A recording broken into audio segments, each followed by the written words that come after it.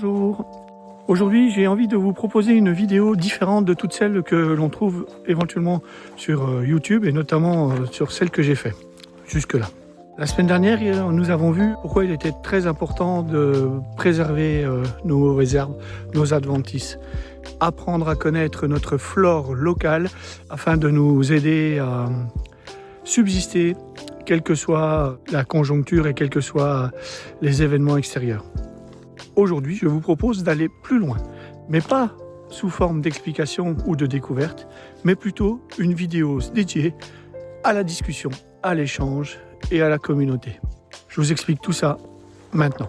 You say that I'm psychotic, but then you like it like that. Bien entendu, tout tournera autour de la permaculture, de l'agroécologie, de la forêt-jardin et tout ce qui est bio et environnement.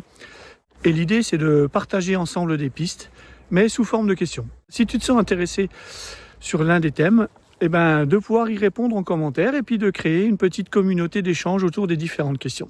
Cette vidéo est sous-titrée en plusieurs langues. N'hésite pas, quel que soit ton pays, à participer à cette dynamique. Et pour le coup, je vous souhaite à tous et à toutes la bienvenue, quel que soit l'endroit du monde où vous habitez.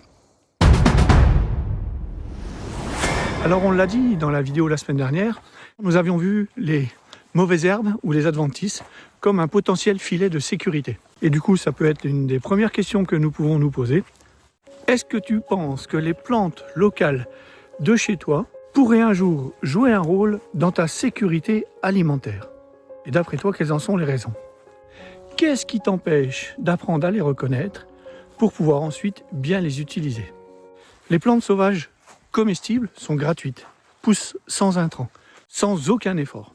Ce qui en fait une possible ressource précieuse en cas de pénurie. Dans de nombreuses régions du monde, tubercules, feuilles, fruits sauvages constituent ou au moins complètent l'alimentation des gens, surtout dans les périodes de disette. Donc, je te pose une question.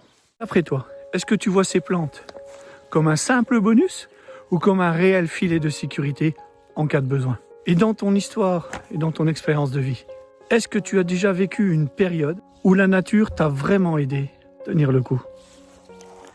Financièrement, moralement, physiquement? Raconte ça en commentaire. Les hausses de prix alimentaires liées aux crises économiques, climatiques, géopolitiques rendent l'accès à une nourriture saine de plus en plus difficile, surtout pour les ménages les plus fragiles. Mais du coup, si les prix alimentaires continuent à augmenter, quelle solution vois-tu à ton échelle pour continuer à bien manger? Jardin, balcon, cueillette, circuit court, maraude? Quelles plantes ou ressources locales te semblent les plus stratégiques à développer chez toi pour encaisser une possible longue période de récession? Et comme vous avez bien pu le comprendre la semaine dernière, mais depuis un certain temps si vous me suivez, cette biodiversité spontanée contribue à la résilience locale. Ce qu'on appelle mauvaises herbes constitue une biodiversité qui rend d'innombrables services. Nourriture pour les pollinisateurs, protection du sol, fertilité, régulation de certains ravageurs, résilience à l'échelle d'un territoire. Accepter et valoriser une partie de cette flore contribue à une sécurité alimentaire locale plus robuste.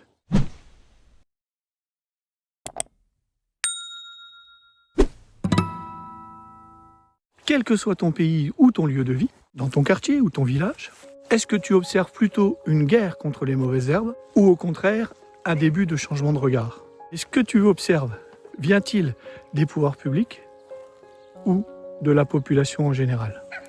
Qu'est-ce que l'on pourrait mettre concrètement en place pour que cette flore devienne un véritable atout partagé? Un atout de solidarité collective. Jardin commun, parcours de cueillette, atelier d'identification, formation publique, citoyenne. Comme vous avez compris, cette vidéo est vraiment une invitation à la discussion. Aucun réel savoir-faire, aucun partage d'expérience. Cette vidéo constitue une deuxième étape dans une réflexion plus collective. Je lirai bien entendu toutes vos réponses, partagerai toutes vos expériences, m'en enrichirai aussi, vos désaccords aussi. Ah, petite information, je ne cache aucun commentaire, quel que soit l'aspect positif ou négatif de celui-ci. Et je ferai une troisième vidéo à partir de vos commentaires, vos idées, vos situations concrètes, vos plans indispensables. Donc si tu veux participer à cette réflexion collective, réponds à au moins une des questions dans le commentaire.